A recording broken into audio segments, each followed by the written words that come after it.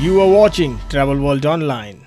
Discussion over the next 30 minutes time we have. We want to learn more about the exemplary Saudia vision and whatever is happening in that country, and we are delighted that you will throw some light more on incredible changes that are happening in Saudia. So my first question to you is that obviously there are so many exciting developments and initiatives underway under Saudia Vision 2030. Not just in aviation, with a sense of transformation rarely seen before. Can you tell us what about these changes taking place in Saudi Arabia? Well, thank you very much for having me here today, and thank you for the warm welcome. Before I start maybe answering your question, if you don't mind, I think the team sent me some pictures which I would like to share with the audience. Is somebody loading these pictures? Okay, good. You know, sometimes pictures better than 100 words. The question for the audience: what do you think this picture? It's not Sri Lanka, not Bangalore. This is, by the way, the southern part of Saudi Arabia. It is very green, and the highest temperature during summer is 25 Celsius. The second picture, yes, it is snowing in Saudi Arabia. And what is very rare, snow will come. So this is something you will see if you come and visit Saudi Arabia. So the winter in Saudi Arabia is very cold, as you see, the snow, which is not normal. So many people, when we say it's snowing there, people ask, really? So that's the picture. Maybe if you don't mind, I can share two more pictures. Yes, please. This is, by the way, the Red Sea project.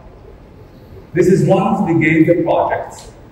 The project encompasses over 90 islands, of which 22 islands under construction. Some islands already started operation, like St. Regis, Carlton, and more to come. By end of 2025, which is next year, we will have 3,000 rooms or keys. It is very clean and very friendly when it comes to environment. 100% solar, even in the cars, by the way, there, it's electric. So sustainability is extremely important on that region. What's so unique? It's not the resorts, even though it's a high-end resort, but that's not really what is very unique. What is very unique is the marine ecosystem. This area, I think we were lucky, I'm not sure lucky or not, but for centuries, no one touched that area. So you can see, by the way, the coral reefs, how beautiful it is. I'm a scuba diver, I love diving. Trust me, this is one of the best places ever. You would love to go to dive. And I would encourage everyone to come and try the diving. That's #1 destination in Saudi Arabia for scuba divers. Maybe the last picture. This is Alomar. Alomar is one of the UNESCO registered sites. It is a 7,000 years civilization. And what you see here, the mountain looks like the elephant. We call it the elephant rock. So this is a must go and visit destination if it happens that you come to Saudi Arabia. I wanted to share with you all these pictures is to highlight the diverse landscape of Saudi Arabia. A lot of people don't know the beautiful nature and the rich heritage culture that we have in Saudi. So I would like to encourage everyone to come and visit Saudi Arabia. As you know, seeing it is believing. Now I'm going back. But before you go through the question that asked, frankly, you must confess that 2 pictures that you showed, one of the snow and the temperature at 25 in the summer, that makes me a big news for me as well. So I'm sure, I don't know how many of us here know that at one part of Saudia it's 25 and it snows there. So frankly, that was a surprise to me as well. So. And by the way, if you go to the Red Sea part, the beaches is one, half an hour, it's 100% sand, mountains. Another half an hour, it's rock mountains. So you can experience 3 different landscapes within half an hour driving. And you will enjoy different experience in every area. Now to the questions, sir. Your Excellency, there are many exciting projects. If you could just give us. Okay, going back maybe to your question. Vision 2030 is a once-in-a-lifetime transformation, positively impacting our culture, society. It's extending beyond the economic benefits. Let me share with you maybe a story. When we started the vision in 2016, I remember I was the head of investment in Saudi Arabia at that time. I presented the vision to the world, and always a question I received, they were challenging us about our capability of achieving their targets, since we don't have a track record of implementation before for such a big transformation. The good news I would like to share with you here today, last month, the World Bank has chosen Saudi Arabia the global knowledge hub for reforms. So we're very happy to see such big organization recognizing Saudi efforts. Let me maybe share with you some of the numbers and some of the achievements of the Vision 2030. Despite the COVID period, our GDP grew by 11.3%. Our non-oil revenue grew by 144%. Because one of the main pillars of Saudia vision is to diversify our income from oil to non-oil and to achieve a non-oil a target of 50%. So we are on track, and I'm very optimistic by 2030 we will achieve our 50% target by opening the country, opening untapped sectors such as the mining, tourism, and many other sectors was untouched in Saudi Arabia. Manufacturing sector grew by 10%. Today, Apple opened their repair center, which is one of the biggest centers they have in Saudi Arabia. The biggest operation for Amazon is in Saudi Arabia. As you know, the e-commerce is growing big time, and we want to be a hub for that. We are also witnessing the realization of some giga projects such as NEOM, and I think you know now, everybody here knows NEOM, and the most important part of NEOM is the line, and it's very difficult, to be honest, to explain. I'm sorry I did not bring a picture I can get for the line. The line is 170 kilometers long, 500 heights, and by the way, NEOM is 33 times bigger than New York City. So when we say giga project, it's really big. Gidea, another giga project, and it's not a plan anymore. If you go, for example, to NEOM today, it's a workshop there, you're going to see. If you come to Gidea, to put things into perspective, is half the size of Bangkok. And it's all an entertainment city. A new concept of entertainment. We're very even excited to see what's going to come and to show the world, okay, what does mean entertainment in a different, I would say, in a different way. What I would recommend maybe, because of the time, not to take a lot of time talking about the vision, there is a website talking about Vision 2030. You will see all what we have achieved and what is going to come, and I'm very optimistic that more to come and more achievements in our region will come. And I would say the biggest lesson learned for us in the vision under His Royal Highness leadership, Prince Mohammed bin Salman, there is nothing impossible. With the targets we have and the results we see today, nothing is really impossible. Excellent. Your Excellency, what's your vision for airlines, airports, air connectivity, hub development in the kingdom, and given that aviation is a core pillar of this transformation? The aviation is a main pillar of Vision 2030. It is an enabler for all other sectors. And the aviation strategy is capitalizing on the strategic geographical location of Saudi Arabia. And one of the main objectives is to bring the world to the kingdom. And maybe I can mention 4 areas of the aviation targets and objectives. The first area, to build 2 hubs in Saudi Arabia. One in Riyadh, one in Jeddah. We sometimes receive the question, do we really need 2 hubs in Saudi Arabia? We have a target by 2030 to welcome 330 million travelers. That's a big number.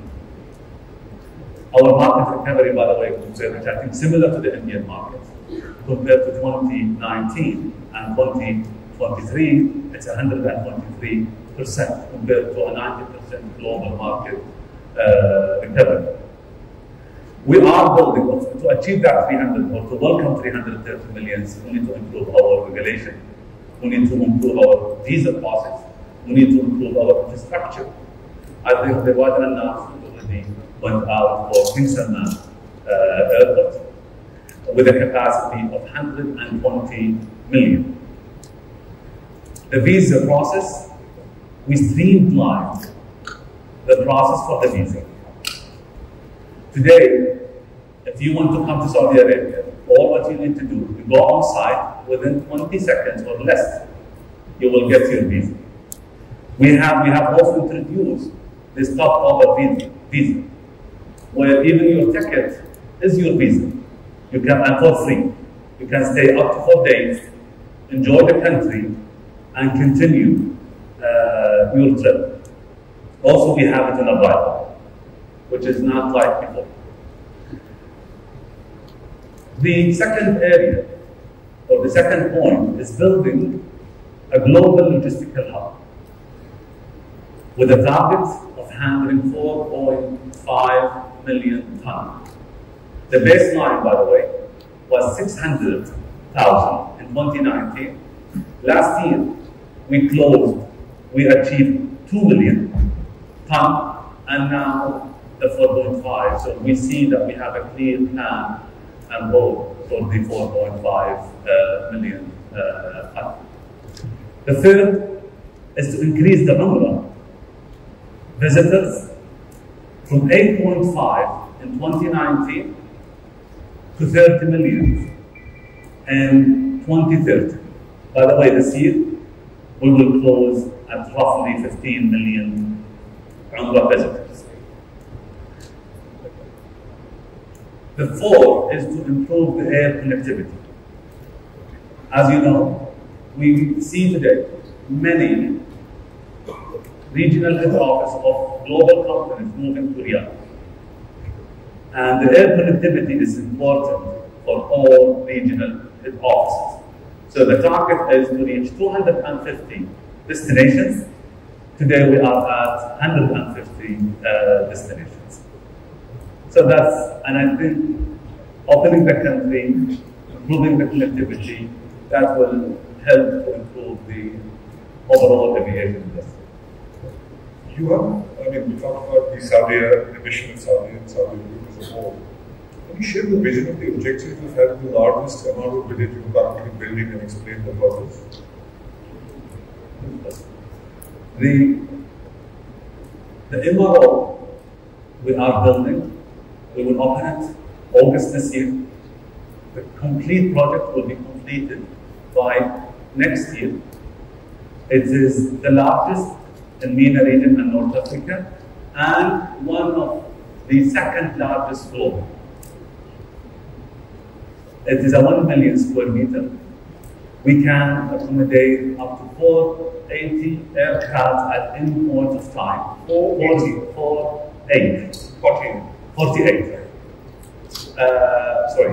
48. We can accommodate 48 aircraft at any point of time with a capacity of 300 engines, because we have shops for the engine, with a capacity of 300 engines every year, 28 shops for component and engine, and we are set to become an approved service provider for Airbus, Honeywell, Thales, CFM, and many others. And by the way, the LEAP engine, the good news, the LEAP engine, we will be approved service provider for the LEAP engine by end of this year.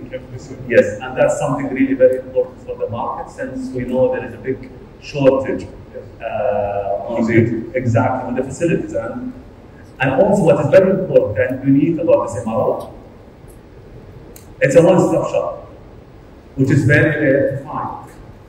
A one-stop shop, what I mean, you can do your heavy jet, engines, landing gear, painting, avionics, all what you need in one place, which will improve your efficiency, reduce your cost, and I think that something will add a big value to the aviation industry.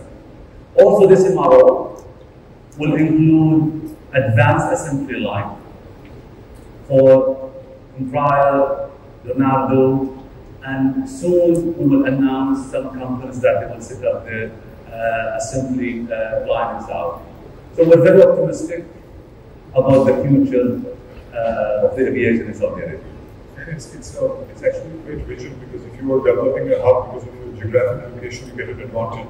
Same advantages of the amount and size and scale which you're talking about will not only reduce cost and attract a lot of business particularly from this region. So, and your location will be an advantage, particularly between the companies. So, good to hear that, Your Excellency. It's my fourth question to you is that it's clear that Saudi Group is playing a pivotal role in the aviation sector. We talked about it. How will Saudi and Riyadh coexist? Will they compete or collaborate with distinct business models? This question I always ask. We will have, as I mentioned, on the aviation strategy, two hubs, one in Riyadh, one in Jeddah. The one in Riyadh will be operated by Riyadh Air. The one in Jeddah will be operated by Saudi Arabia. The number I mentioned was the 330 million to welcome. That's a big number. And I think we need not just airlines. I think the whole industry, the whole market will participate in that number, because we cannot do it alone. That's for sure. Today, by the way, we don't make any 34. The last number we achieved was 34 million. So we're way far from the 330 million. And let me give you more details about Jeddah, where Saudi Airlines will operate.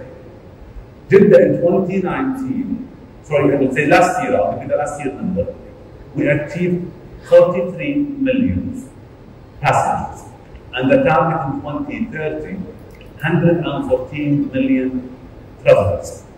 That's a big, huge, almost 3 times more. So you need really to focus and operate that hub well. And the question always, where this number going to come from? Maybe I will tell you it's a true driver that will drive that number for Jeddah. And that's because Riyadh is also more important. But for Jeddah, the two drivers will drive this. One is the Umrah. The Umrah, as I told you, we achieved 15 million. The target is 30. So that's a 15 million. For airline business, multiply this by 2. So that's a 60 million addition. And as you know, the demand, people are on waiting list. Correct. So it's not an issue of demand here. It's really an issue of infrastructure and capacity to be able to accommodate that. And also tourists. Jeddah is well positioned to serve the tourist destination on the western part of Saudi Arabia. So the tourists and the Umrah visitors will drive that number. So is there a need? Definitely there is a need. Do we need another airline? 100% we need. And I think it's not just the two airlines, I think the whole region will benefit from that. We're already seeing with Saudia a lot of transformation in terms of the product, in aircraft, so there's tremendous amount of activity right now already there.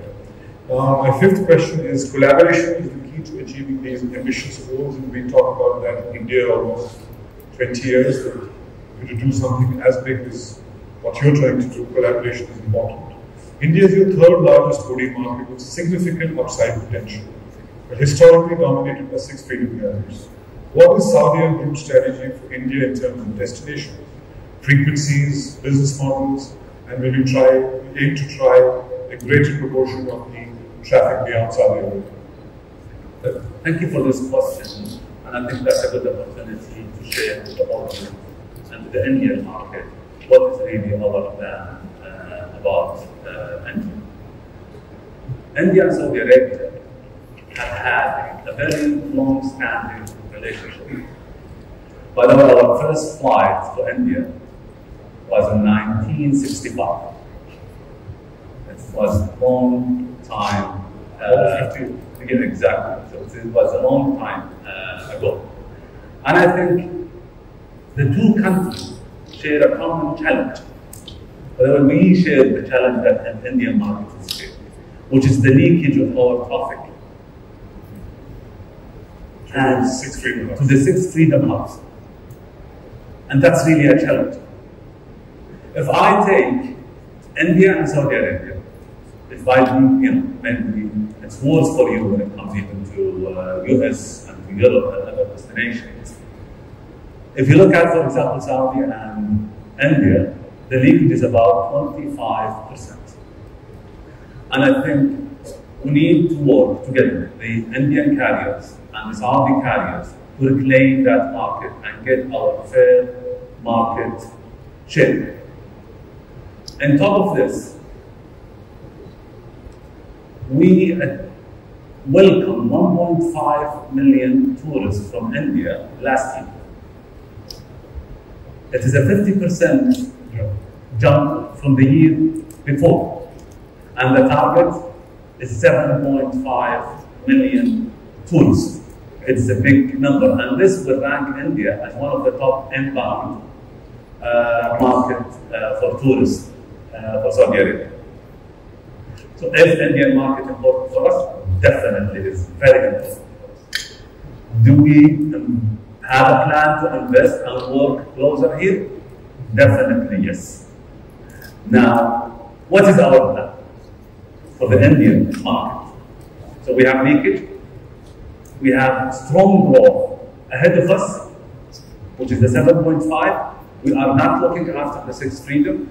Saudi airline, just for clarity, we are more point to point. The 6 freedom, it doesn't really represent much of our business. Even by 2030, by the way, it does not represent big share of our traffic. Now, our plan to welcome the 7.5, and that's only the tools. Today we're already at 7.5 million traffic between the two countries. So you're talking about roughly 15 million, which is a big number. To meet that demand, we will increase our fleet, and by the way, we will receive about roughly 200 aircraft in the coming few years. That's all fair point. That's without Riyadh Air, that's only Saudi airline. We will increase our frequencies to India because it's extremely important to increase your frequencies and to give options to the Indian customer. And by the way, we would expect the same from the Indian carriers. We want Indian carriers to fly to Saudi Arabia, and we want them to increase their frequency. The third is to increase destination. So all of us we want, and that's why, by the way, we are here. We will work with the Indian carriers. We want to increase destination, frequencies, and fleet. Lastly, we want to improve our product. And we already agreed, by the way, and signed all contracts in Saudi Airlines for our products. And I'll give you some products enhancement that we will do, especially for the Indian market. One, we will change all our seats. Saudi Airline will be from a business, the seats that you have seen today, to all business suites. So it's going to be suites, 100% for the long hauls. We will install the highest internet speed. Q4 this year will be the first aircraft, and the deployment will take roughly more or less 2 years. The third, we will invest a lot on the AI. And I would encourage everyone here, by the way, to try our travel companion. So we launched recently a beta version of a travel companion. All airlines say, I want to be part of the journey, from the beginning of the journey to the end of the journey. But reality today, for all airlines, by the way, not the case. When you want to do booking, or you want to check your flight status, you want to go and check the app or the web. What we're doing with this, and by the way, this will be a game changer for the industry. We're investing a lot. And we want to partner with the Indian carriers here because we are sharing the same targets and objectives. This travel companion, maybe if I can give you some brief. From the time you think to travel, you just go ask any question all over the world. And please, when you download our app, go to the travel companion and ask anything you want. What is different from, for example, ChatGPT or other technologies? One, this not only text, it is also text with pictures. If you go to ChatGPT, it's only, or other applications, it's only text. So this really bringing life to the answer. Second, we somehow make sure the source of data we're getting is a trusted source. We don't want to provide that information that may be not trusted. So you can ask where to go. You can ask for a complete plan for your trip, 2 days, 3 days, whatever you want to do, and you can even go more deep in your questions. Once you're done on the app, you just say, please do booking. And the app will do the booking. You don't need to go from 2. And by the way, from 2 will be there, the normal way of doing business. But here you just ask to do the booking and it's done. That's phase 1. Phase 2, we will link hotels, transportation, the digital platforms that we have for the transportation, we will integrate with, and the hotels will integrate with. So we will be able to do your hotels, your transportation, and the beauty of it. If there is any disruption or delays, I know your plan. You don't need to plan, because sometimes travelers really care about when there is a delay, what to do with my hotel. So we will take care 100% of your plan. So hotel, transportation, that will be the second phase. The third phase will be more tailored to individuals travel. So that's maybe the AI part. And by the way, the AI part we have operational, but that's another story. And we are investing a lot in the disruption management, because that's always pain for any airline. So we're doing a big investment in that area. Because of the time, we see that a lot there. Maybe there will be no time to explain more about the disruption. Please continue to okay, the disruption, if you see the disruption, it's always challenge for every airline. What we are trying to do to fix this problem, and we're not working alone, we're working with big companies to find a solution for it. And how can we make sure it's really a seamless experience? Because the things work for you does not mean it's going to work for me. We are building a big data lake, profiling every single customer, understanding our customer. When I understand my customer, I know your preference, I know what you want, I know you want to leave early or not. So what I will do, once there is a delay or any cancellation, it will be 100% digital immediately. And by the way, the rule of thumb we have, anything should not exceed 2 clicks. I don't need MIT graduates to navigate through my app What I do, by the way, when my team brings me the app, I bring a very average guy. And I say, please do this for me. Can you do it or not?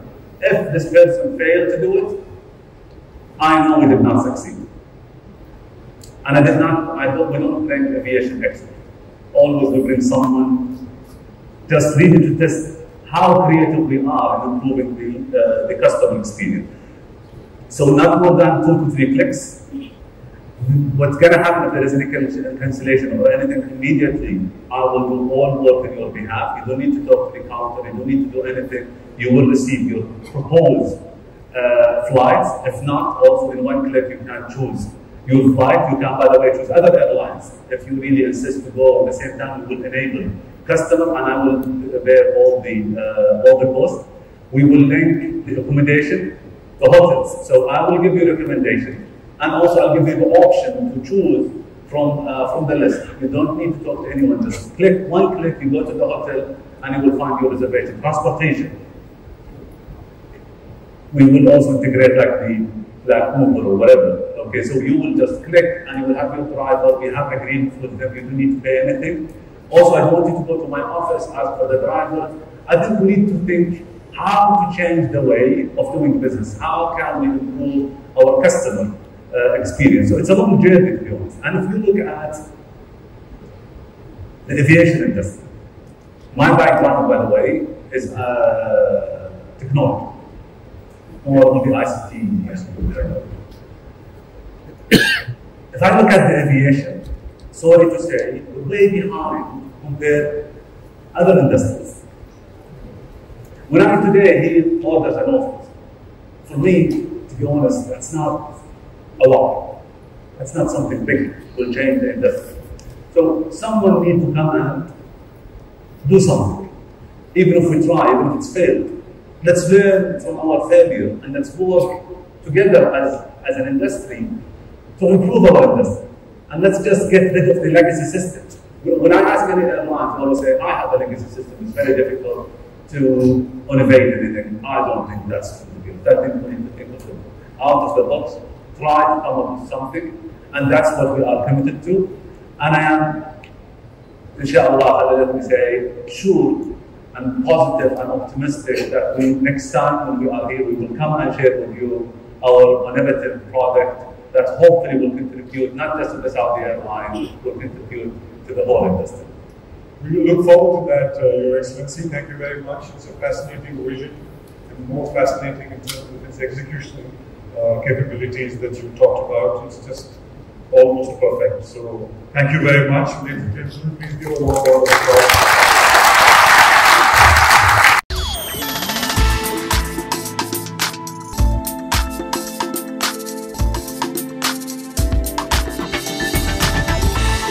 You are watching Travel World Online.